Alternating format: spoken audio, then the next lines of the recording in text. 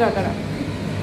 Hello মা, খুব সুন্দর দেখতে লাগছে তো। তোমার নাড়াচাড়া করে নেওয়ার পরে তুমি পরিমাণ মতন জল দিয়ে দিয়েছে, তাই তো? হ্যাঁ, কি সুন্দর দেখতে লাগছে, খুব সুন্দর। হ্যাঁ, একদম শীতের জন্য একদম সেই বলে না একদম কালারফুল। মটরশুঁটিটা দিয়ে আরো মনে হচ্ছে আরো রঙিন হয়ে গেল, খুব সুন্দর লাগছে। আর এটা তো খুবই রুটির সাথে, রুটির সঙ্গে একদম হালকা পাতলা, খুবই সুন্দর।